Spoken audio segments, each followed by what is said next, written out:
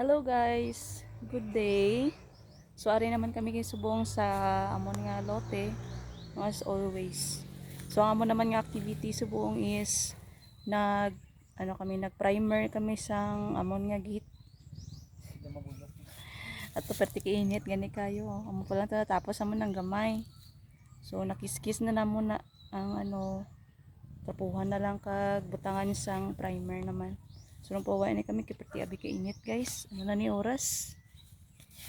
Ano kaya nabi kay damo pa sang obra sa balay, no? So mo gid na. May arabi mga naga-message sa ako no, question sila so about daw sa ah gasto ba sa pagpatindog sang balay. So sa amon nga experience kami abi wala pa gid kami sang kuryente diri. So pa kami, magpa-kuryente pa kami. So meron naman kami linya guys. Nakita nyo naman na pirmi sa akon nga ng mga reels. So ang namon nagasto namon sa kuryente pa lang mga materials kag plus ang labor so magdagan siya mga 18k 18k to 19k, no. Kay ang amon na bidring area do medyo mga 90 meters 90 meters. So plus pasulod diri mga 100 plus meters man tong sa amon sa wire. Tapos may tatlo ka poste ang ang gitubsok no halin dito sa ginakwaan. So ang amon nga kontador guys, siya dito banda sa may dalan kay 15 meters lang man nalin abi sa sa nang poste sang kuryente gid, no. Ang dapat ang distance sang kontador. So hindi siya pwede diri sa sulod.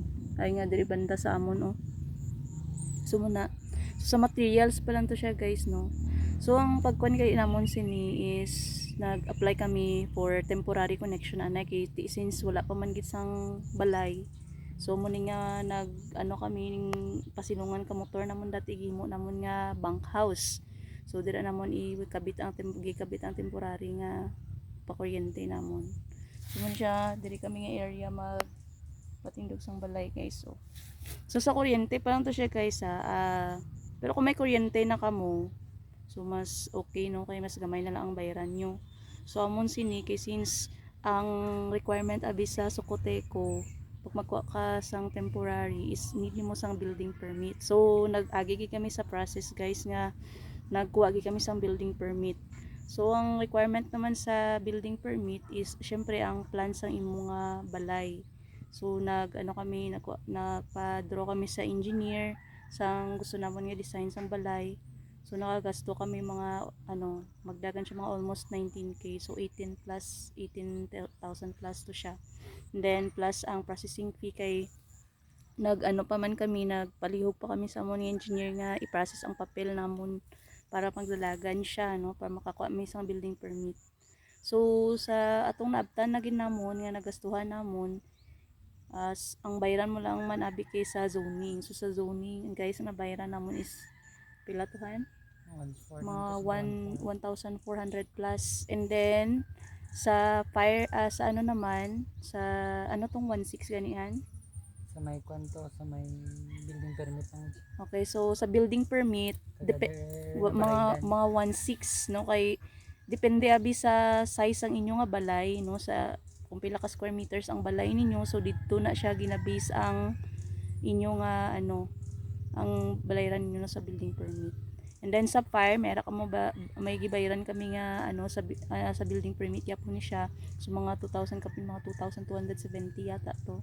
And then lain pa na siya sa patemporary kay so katong mga gibayaran namon for building permit sa building na gito siya. So ang sa temporary namon nagbayad kami 390 plus 200 sa Fire. sa fire gyapon. So kailangan mag-agi kita sa mag-agi sa engineering tapos sa fire, no, zoning, engineering, fire, tapos balik naman kami engineering, balik naman. So ang process ka lang gid ka nang kumbaga patience lang gid guys ang sa process sang building permit. So mo to siya do ang total nga nagasto namon sa pagkuha apil ang mga plans, mga building permit, so magdagan siya mga 26k plus. So mo tong ginaisip namon guys no nga kung magbakal kami sang payag, so pila ang payag subong kana mga amo guna nga payag guys. So, na 30,000 daw mga na dati. kubo. So, 38,000 dati. So, hindi namon balaan kung subong, kung pila na. So, mutong inisip namon nga, kung magbakal kami sang kubo, tapos, or magpatindog kami kubo, so, mas dako pang magasto namon kaysa magkuha kami sa building permit and sa design. So, muna siya nga, decide na lang gid kami nga magkuha kami building permit. So, Hindi wala po na. siya ma-approve ng kubo. Okay. So kanang kubo nga na guys, hindi po siya ma-approve kay ara, hindi kailangan abi bago ma-approve ang imo nga dapat nang balay gid siya, hindi siya nga nang kubo lang. Dapat balay gid siya nga maistaran, na may ara siya kusina, may CR siya, may kwarto. So mo gid dapat na siya ang i-approve nila no sa building permit para I mean hindi na no need na sang building permit ba, kumbaga para mataudan ka diretso sang Socoteko. So amo dapat balay siya pero gamay lang no. So sa engineering no namangkot kami dito, ang hindi na daw ang building hindi na daw kailangan sang building permit is mga 20 square meters. So since ang balay abi nga gusto namon, so hindi siya wala siya, bukas sobra siya sa 20 square meters ba kay mga doon nag-abot ganito apil na tanan pati ang CR doon mga 80 nag 80 square meters na siya.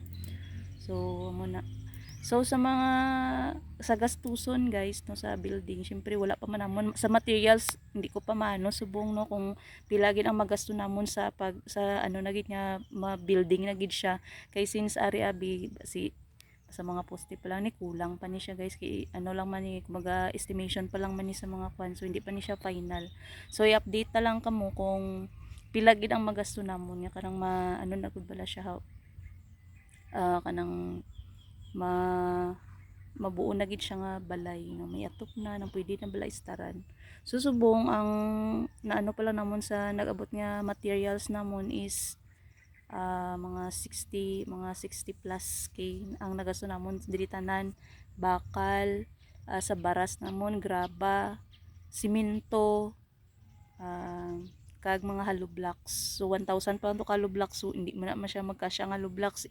Expected na namon nga hindi gid magkasya ang 1,000 nga hollow blocks sa full gid nga balay, so mas madugangan pag gid na siya. Kamera pa CR. May CR pa man no wala pa gid na diri CR guys no, magpabuho pa kami sang CR, so kailangan nga po na siya sa hollow blocks sa semento no. So damo pa gid sang gastuhanan, so hindi tagid kamo maano tanan kung pila gid ang magasto no. So total gid nato na siya pag na kanang pag final na gid ng baga balay na gid siya ba. So mo to guys no. So pagka gusto niyo magpatindog sang balay, syempre dapat pag-prepare gid kamo sang kwarta, kay amo gina siya ang kinahanglan. So mo lang to anay guys to. So